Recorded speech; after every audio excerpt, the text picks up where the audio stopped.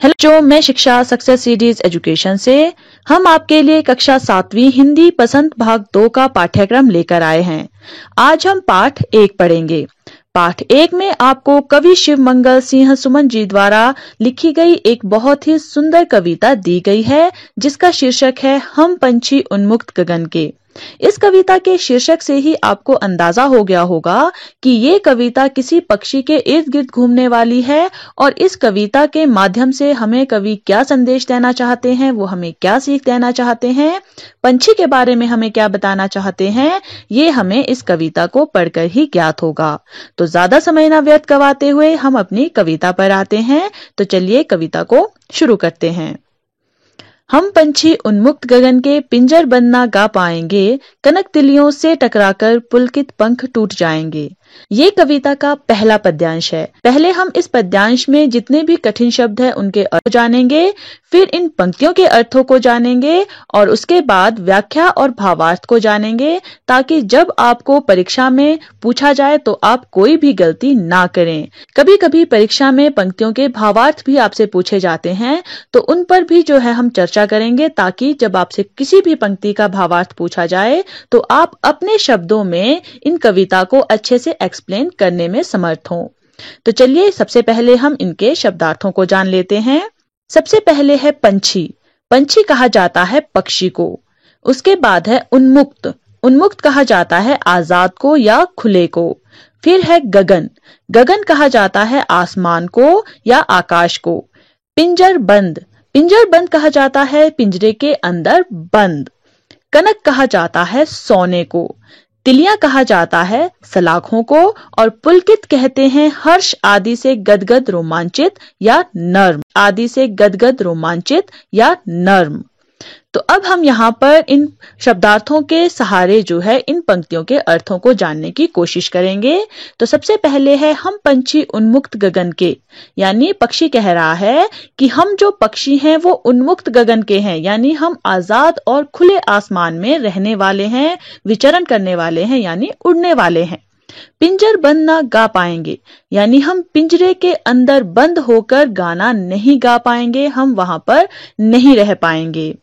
कनक तिलियों से टकराकर। कनक तिलियां यानी सोने की सलाखें, जिससे जो है आपका पिंजरा बना हुआ है, यानी सोने की सलाखों में जब हम टकराएंगे पुलकित पंख टूट जाएंगे, यानी जब पक्षी उड़ने की कोशिश कर रहा होगा, जब वो आजाद होने की कोशिश करेगा, उस पिंजरे से बाहर आने की कोशिश करेगा, तो जो वो कनक तिलियां हैं, जो सोने की सलाखें बनी हुई है, जिनसे जो है पिंजरा बना हुआ है, जब उनसे टकराएंगे तो उसके पंख जो है वो बहुत ही नर्म है, वो उनसे टकराकर टूट जाएंगे। यहाँ पर पक्षी ये कहना चाह रहा है कि वो पिंजरे के अंदर खुश नहीं है। तो अब जब आपसे परीक्षा में ये पंक्तियां पूछी जाएगी, यदि इसकी व्याख्या पूछी जाएगी या भावार्थ पूछा जाएगा, तो आप किस तरह से परीक्षा में लिखेंगे वो भी जान लेते हैं। इसकी व्याख्या आप इस तरह से करेंगे कि हम पंछी उन्मुक्त गगन के पिंजर बंद ना गा पाएंगे, कनक तिलियों से टकराकर पुलकित पंख टूट जाएंगे। यानी कविता की प्रस्तुत पंक्तियों में पिंजरे में बंद पक्षी अपनी व्यथा का वर्णन करते हुए कहते हैं कि अब ये पंक्ति है ये आपके पद्यांश पर आधारित होगी, यानी जो भी पद्यांश में कहा गया होगा उस पर आधारित ये पंक्ति लिखी जाएगी। जैसे इस पंक्ति में जो है पक्षी द्वारा अपनी व्यथा का वर्णन किया जा रहा है, अपने दुख को प्रकट किया जा रहा है, तो आप इस तरह से लिखेंगे कि कविता की प्रस्तुत जो ये पंक्तियां हैं, जो आपको पंक्तियां दी गई है, उसमें जो पंक्तियां दी गई है उसमें जो वर्णन किया गया है, तो यहाँ वर्णन है पिंजरे के अंदर बंद पक्षी अपनी व्यथा का वर्णन करते हुए कह रहा है, तो हमने इस तरह की पंक्ति का प्रयोग करना है। उसके बाद आप इसकी व्याख्या करेंगे कि हम पंछी उन्मुक्त गगन के पिंजर बंद ना गा पाएंगे, कि हम खुले और आजाद आसमान में उड़ने वाले पक्षी हैं, हम पिंजरे के अंदर बंद होकर खुशी से गाना नहीं गा पाएंगे। कनक तिलियों से टकराकर पुलकित पंख टूट जाएंगे। आजाद होने की चाह में पंख फड़फड़ाने के कारण सोने की सलाखों से टकराकर हमारे नर्म पंख टूट जाएंगे। इस तरह से आप जो है इन पंक्तियों की व्याख्या करेंगे। अब जब आप इसका भावार्थ लिखेंगे तो आप किस तरह से लिखेंगे? इन पंक्तियों में कवि स्पष्ट करना चाहते हैं कि गुलामी में कभी भी कोई भी अपना काम खुशी से नहीं कर सकता है। कनक तिलियों से कवि का तात्पर्य सुख सुविधाओं से है और कवि कहना चाहते हैं कि गुलामी में भले ही प्रयास करते रहते हैं। तो भावार्थ में आपने वो चीजें लिखनी है जो कवि हमें समझाना चाहते हैं इस कविता के माध्यम से या इस पद्यांश के माध्यम से। तो पहले जब आप अर्थ जानेंगे तो वहीं से आपको अंदाजा लगाना है कि कवि आपको क्या समझाना चाहते हैं, वो आपने भावार्थ में जो है बताना है। तो इस तरह से जो है आप अपने पद्यांश को लिखेंगे। अब हम आते हैं अपने अगले पद्यांश में। अगला पद्यांश है, हम बहता जल पीने वाले मर जाएंगे भूखे प्यासे, कहीं भली है कटुक निबोरी कनक कटोरी की मैदा से। अब हम इसके पहले शब्दार्थ जानेंगे, फिर अर्थ और फिर व्याख्या और भावार्थ। शब्दार्थों को जानते हैं। कटुक कहा जाता है कटु या कड़वे को, निबोरी कहा जाता है नीम के फल को, और कनक कटोरी कहा जाता है सोने की कटोरी को, यानी जो सोने का बर्तन है। अब यहाँ पर इसका अर्थ जान लेते हैं कि हम बहता जल पीने वाले मर जाएंगे भूखे प्यासे। भूखे प्यासे यानी पक्षी यहाँ पर ये कह रहा है कि वो बहता जल पीने वाले हैं, यानी वो झरने का, नदियों का जल पीने वाले हैं, उन्हें वो पसंद आता है। मर जाएंगे भूखे प्यासे, यहाँ पर इस जो ये पिंजरा है उसके अंदर हम भूखे प्यासे मर जाएंगे। हम यहाँ पर ये पानी और ये जो हमें खाना दिया जाता है हम उसे नहीं खा पाएंगे। कहीं भली है कटुक निबोरी कनक कटोरी की मैदा से, यहाँ पर कहने का अर्थ है पक्षी का कि जो कनक कटोरी की मैदा है, जो सोने की कटोरी में आपको परोसा गया खाना है, उससे कहीं ज्यादा अच्छा जो है कड़वा नीम का फल है। ऐसा पक्षी क्यों कह रहा है? क्योंकि वो आजाद होना चाहता है। आजादी से जो है वो अगर नीम का फल भी खाता है वो उसे पसंद करता है, लेकिन गुलामी में उस पिंजरे के अंदर बंद होकर जो है उसे सोने की कटोरी में रखा हुआ खाना भी पसंद नहीं आ रहा है। तो आप इसकी व्याख्या कैसे करेंगे? तो व्याख्या आप इस तरह से करेंगे कि पक्षी अपनी स्थिति से दुखी होकर अपनी व्यथा का वर्णन करता हुआ कहता है कि। अब यहाँ पर देखिए, जो हमने पहली पंक्ति लिखी थी उसमें हमने लिखा था केवल इतना कि पक्षी अपनी व्यथा का वर्णन कर रहा है, लेकिन यहाँ पर जब हम इस पद्यांश को पढ़ रहे हैं कि हम बहता जल पीने वाले मर जाएंगे भूखे प्यासे, कहीं भली है कटुक निबोरी कनक कटोरी की मैदा से, तो हमें यहाँ पर प्रतीत हो रहा है कि जो पक्षी है वो दुखी है, वो दुखी होकर हमें कुछ बता रहा है। तो हमने यहाँ पर जो शुरू की पंक्ति लिखी है हमने उसमें ये वर्णन कर दिया है कि पिंजरे में जो बंद पक्षी है वो अपनी स्थिति से दुखी होकर अपनी व्यथा का वर्णन करते हुए हमसे कुछ कह रहा है। तो उसके बाद आप इन पंक्तियों की व्याख्या करेंगे। तो व्याख्या आप किस तरह से करेंगे कि हम बहता जल पीने वाले मर जाएंगे भूखे प्यासे, कि हम पक्षी बहता हुआ जल पीने वाले प्राणी हैं, यानी हम जो झरना है, नदी है, जो बहता हुआ जल है उसे पीने वाले प्राणी हैं। पिंजरे में गुलामी का जीवन जीने से अच्छा तो पक्षी भूखे प्यासे मर जाना पसंद करेंगे, यानी जो पक्षी है वो पिंजरे के अंदर गुलामी का जीवन नहीं जी पा रहे हैं। कहीं भली है कटुक निबोरी कनक कटोरी की मैदा से, पक्षी कहता है कि उसके लिए पिंजरे में सोने की कटोरी में रखी हुई मैदा से कहीं अच्छा नीम का कड़वा फल है। तो यहाँ पर देखिए पक्षी पिंजरे में कितना ज्यादा दुखी हो गया है कि उसे वो नीम का कड़वा फल भी अच्छा लगने लगा है, लेकिन वो सोने की कटोरी में जो खाना रखा है वो उसे बिल्कुल भी पसंद नहीं आ रहा है, यानी पक्षी को गुलामी का जीवन बिल्कुल भी पसंद नहीं है। अब जब आप इसका भावार्थ करेंगे तो किस तरह से करेंगे? इन पंक्तियों में कवि स्पष्ट करना चाहते हैं कि पक्षियों को पिंजरे में भले ही सोने की कटोरी में मैदा और पानी क्यों ना दिया जाए, उस सोने की कटोरी में मैदा और पानी की जगह पक्षी को नदियों झरनों का पानी पीना और मैदा से कहीं अच्छा जो है नीम का कड़वा फल लगता है, क्योंकि स्वतंत्रता से जीवन जीते हुए कष्टों को झेलना गुलामी में सुख सुविधाओं को मिलने से 1000 गुना अच्छा है। तो यहाँ पर देखिए कवि इन पंक्तियों के माध्यम से हमें क्या स्पष्ट करना चाहते हैं कि आपको गुलामी में भले ही जितनी भी सुख सुविधाएं क्यों ना मिल जाए, लेकिन आप आजादी को हमेशा जो है मिस करेंगे, हमेशा आप आजाद होना चाहेंगे, आप स्वतंत्र होना चाहेंगे, आपको गुलामी बिल्कुल भी पसंद नहीं आएगी। तो अब हम आते हैं अपने अगले पद्यांश में। अगला पद्यांश है, स्वर्ण श्रृंखला के बंधन में अपनी गति उड़ान सब भूले, बस सपनों में देख रहे हैं तरु की फुगनी पर के झूले। तो इन पंक्तियों के भी पहले हम शब्दार्थ जान लेते हैं और फिर अर्थ को जानेंगे। यहाँ पर इन पंक्तियों में स्वर्ण श्रृंखला का अर्थ है सोने की जंजीर, यानी सोने। गति का अर्थ है रफ्तार या स्पीड। उड़ान कहते हैं उड़ने की कला को। तरु कहा जाता है पेड़ को। फुगनी कहते हैं टहनियों को और पर कहा गया है पंख को। तो यहाँ पर जो है इन पंक्तियों का अर्थ है कि स्वर्ण श्रृंखला के बंधन में अपनी गति उड़ान सब भूले। यहाँ पर पक्षी क्या कह रहा है कि जो सोने की ये जंजीरें हैं, यानी जो ये पिंजरा है, इसके बंधन में हम अपनी उड़ने की जो कला है उसको भी भूल गए हैं, उसकी जो गति थी, रफ्तार थी, उसको भी भूल गए हैं। यानी पक्षी सब कुछ भूल गया है जो उसका हुनर है। बस सपनों में देख रहे हैं तरु की फुगनी पर के झूले। अब यहाँ पर ये पक्षी कह रहा है कि अब जो है केवल सपनों में ही वो देख रहा है कि वो पक्षी पेड़ों की टहनियों पर जो है अपने पंखों के साथ झूलों में झूल रहा है। तो इन पंक्तियों की व्याख्या आप किस तरह से करेंगे? इन पंक्तियों की व्याख्या में आप लिखेंगे कि प्रस्तुत कविता की पंक्तियों में पक्षी अपने दुख को हम सभी से साझा करते हुए कहते हैं कि। अब यहाँ पर देखिए, हमने इन पंक्तियों को पहले पढ़ा और फिर जाना कि इसमें पक्षी कैसा महसूस कर रहा है। इसमें भी पक्षी कैसा है? दुखी है और हमसे जो है अपने सपनों के बारे में साझा कर रहा है, हमें बता रहा है कुछ चीज। तो हमने उसे यहाँ पर प्रस्तुत कर दिया है कि प्रस्तुत कविता की पंक्तियों में पक्षी अपने दुख को हम सभी के साथ साझा करते हुए कहता है कि स्वर्ण श्रृंखला के बंधन में अपनी गति उड़ान सब भूले, कि हमें सोने की जंजीरों से बने पिंजरे में बंद कर दिया गया है, जिसके कारण हम अपनी उड़ने की कला और रफ्तार सब कुछ भूल गए हैं। बस सपनों में देख रहे हैं तरु की फुगनी पर के झूले, कि अब तो हम केवल सपने में ही देख सकते हैं कि हम पेड़ों की ऊंची डालियों में झूला झूल रहे हैं। तो जब आप अब इन पंक्तियों का भावार्थ करेंगे तो आप किस तरह से करेंगे?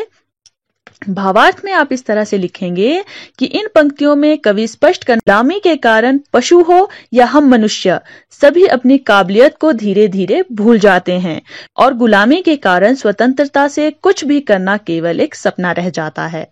तो आपने यहाँ पर देखा कि इस पद्यांश के माध्यम से कवि हमें क्या कहना चाहते हैं।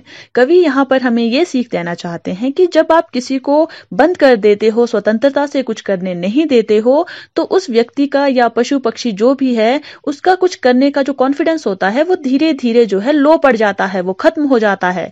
तो उस कॉन्फिडेंस को बरकरार रखने के लिए जो है स्वतंत्रता बहुत जरूरी है, उसका बार बार अभ्यास करना किसी चीज का बहुत ज्यादा जरूरी है। तो यदि किसी चीज का हम बार बार अभ्यास नहीं करेंगे, बार बार जो है हम किसी चीज को नहीं दोहराएंगे, तो हम उन चीजों को धीरे धीरे भूल जाएंगे। जिस तरह यहाँ पर पक्षी जो है उड़ना ही भूल रहा है, यानी उड़ना पक्षी की सबसे बड़ी कला है, उड़ना उसका हुनर है। उसके अलावा जो है कोई भी सफाई से नहीं उड़ सकता है, कोई भी अच्छे नहीं उड़ सकता है। वो उसके अंदर कॉन्फिडेंस होता है कि वो कहीं भी उड़ सकता है।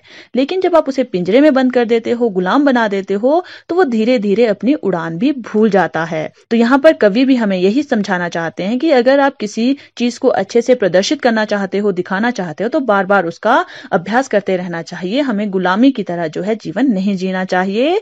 और यहाँ पर कवि ये भी कहना चाहते हैं कि जब हम गुलाम होते हैं तो स्वतंत्रता से कुछ करना जो है एक सपना रह जाता है। हम बस सोचते रह जाते हैं कि हमें वो भी करना था, वो भी करना था, हम ऐसा भी कर सकते थे। लेकिन जब हम बंद हैं, जब हम नहीं कर पा रहे हैं, हमें रोक रखा है किसी ने, तो हम जो है उन चीजों को करने के बारे में केवल सपने देख सकते हैं। जैसे यहाँ पर इन पंक्तियों में जो है पेड़ों की टहनियों पर झूलने का जो सपना है पक्षी का, वो केवल सपना रह गया है, क्योंकि वो पिंजरे के अंदर कैद है। तो हम आते हैं अपने अगले पद्यांश में। ऐसे थे अरमान की उड़ते नील गगन की सीमा पाने, लाल किरण सी चोंच खोल। अपने अगले पद्यांश में ऐसे थे अरमान की उड़ते नील गगन की सीमा पाने, लाल किरण सी चोंच खोल, चुगते तारक अनार के दाने। तो यहाँ पर भी हम पहले शब्दार्थों को जान लेते हैं। अरमान कहा जाता है लालसा को या इच्छा को, जिसे आप कामना भी कह सकते हैं। गगन की सीमा कही जाती है क्षितिज को, यानी जो हॉरिजॉन्टल होता है, जो आपकी एक लाइन होती है जहां पर आप देख सकते हैं कि आसमान और धरती मिल रहे हैं, उस चीज को कहते हैं गगन की सीमा या क्षितिज।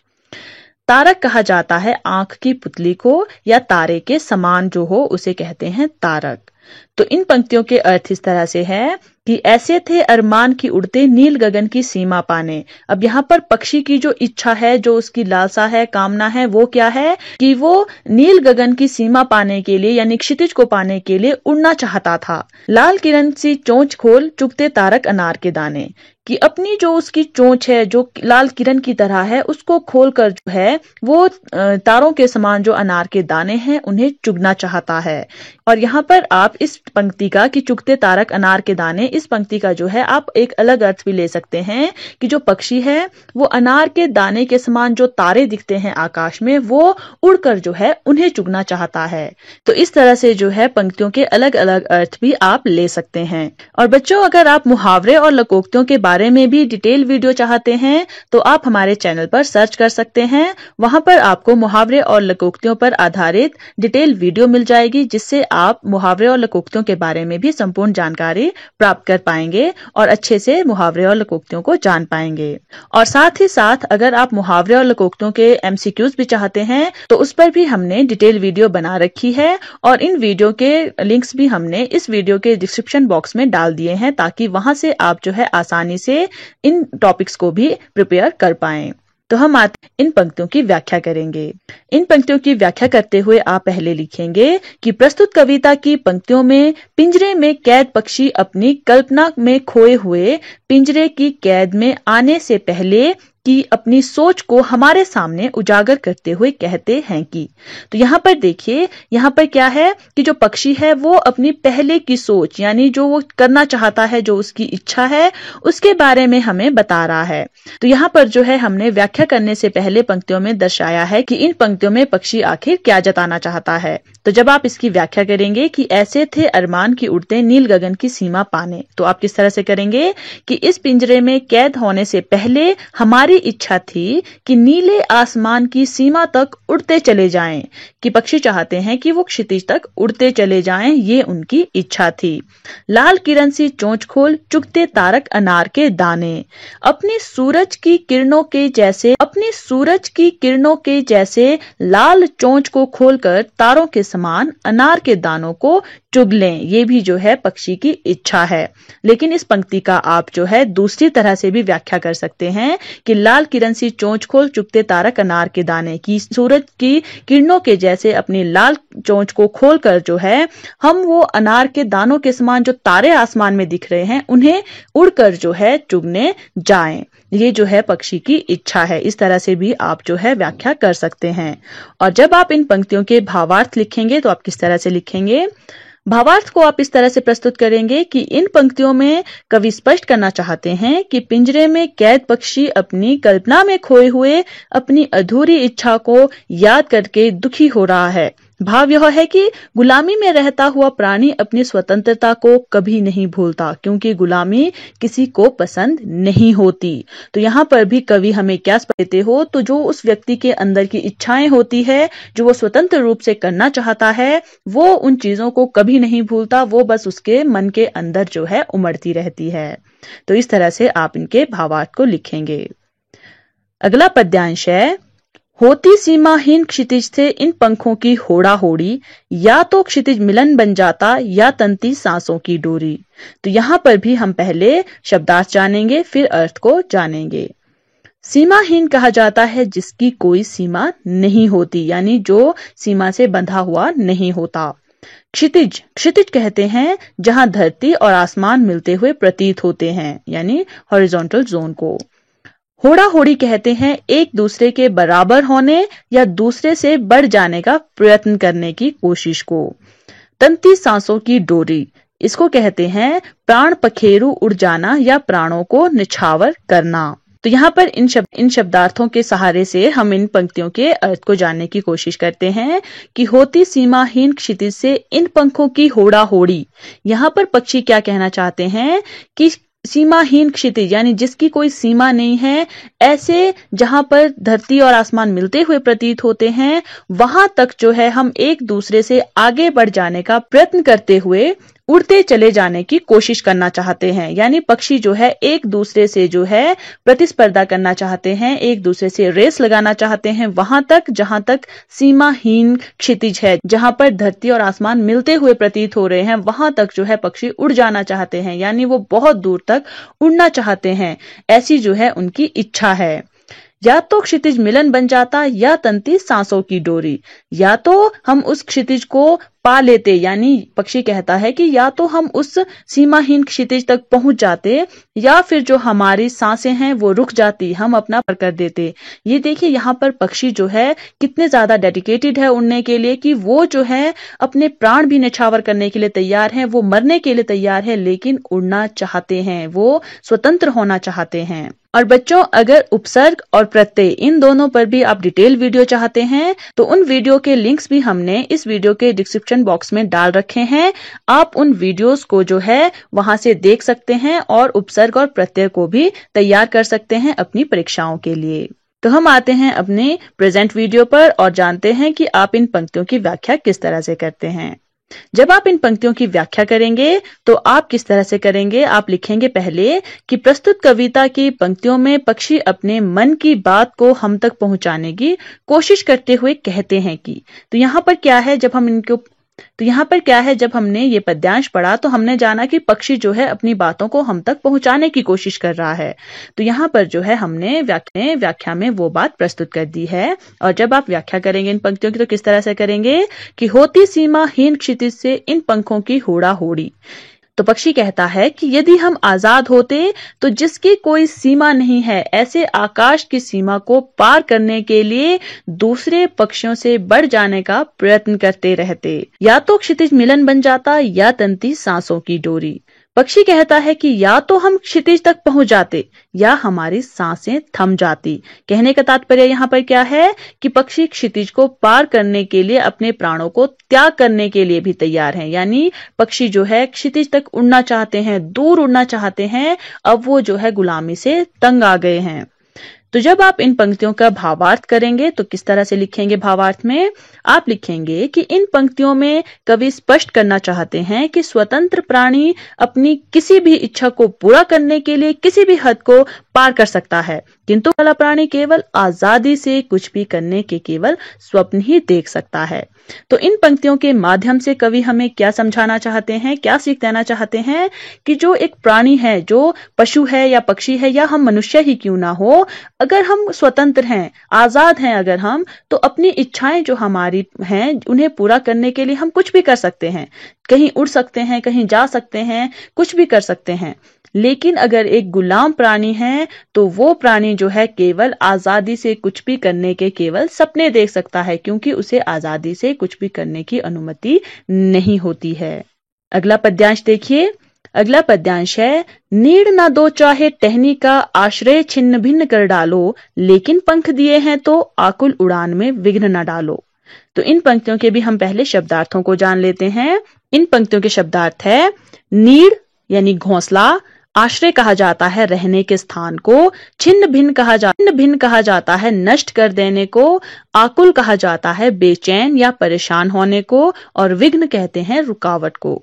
तो इन पंक्तियों का अर्थ है कि नीड़ ना दो चाहे टहनी का, यानी पक्षी कह रहा है चाहे टहनियों का जो हमें घोंसला है वो भी ना दो, आश्रय छिन्न भिन्न कर डालो, या फिर जो हमने घोंसला बनाया है टहनियों का उसे भी नष्ट कर दो, लेकिन पंख दिए हैं तो आकुल उड़ान में विघ्न न डालो। अगर हमें उड़ने के लिए पंख दिए गए हैं तो हमारी जो उड़ान है, जो उड़ने की कला है, उसमें रुकावट मत डालो।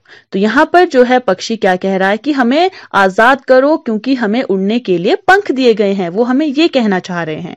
तो आप जब इन पंक्तियों की व्याख्या करेंगे तो आप किस तरह से करेंगे, व्याख्या में आप लिखेंगे, प्रस्तुत कविता की पंक्तियों में पक्षी उस पिंजरे में कैद करने वाले व्यक्ति से प्रार्थना करता हुआ कहता है कि। तो यहाँ पर देखिए इन पंक्तियों को पढ़कर हमें ज्ञात हुआ कि जो पक्षी है वो उससे कह रहा है जिसने उसे कैद किया है। तो वो जो है हमने यहाँ पर पहले प्रस्तुत कर दिया है कि जो प्रस्तुत कविता है उनकी इस पंक्तियों में जो है पक्षी उस पिंजरे में कैद करने वाले व्यक्ति से प्रार्थना कर रहा है, नीड़ ना दो चाहे टहनी का आश्रय छिन्न भिन्न कर डालो, कि भले ही हमें पेड़ पर टहनियों के घोंसले में ना रहने दो, और चाहो तो हमारे रहने के स्थान को भी नष्ट कर डालो, लेकिन पंख दिए हैं तो आकुल उड़ान में विघ्न न डालो।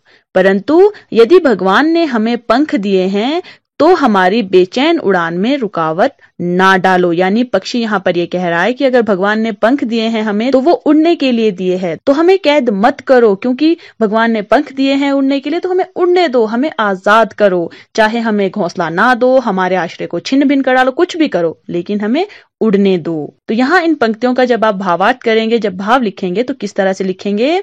यहाँ पर इन पंक्तियों में कवि किसी ना किसी विशेषता के साथ धरती पर भेजा है। जैसे पक्षियों की विशेषता है उड़ना, सभी को अपनी विशेषताओं के साथ जीने का अधिकार है, अतः किसी के भी मार्ग में विघ्न डालना उचित नहीं है। यानी इन पंक्तियों के माध्यम से कवि हमें ये समझाना चाहते हैं, ये सीख देना चाहते हैं कि भगवान ने सभी को जो है कुछ ना कुछ करने की विशेषता दी है। यानी जैसे पक्षियों की विशेषता है उड़ना, तो हमें कोई अधिकार नहीं है कि हम उन्हें पिंजरे में बंद करके रखें।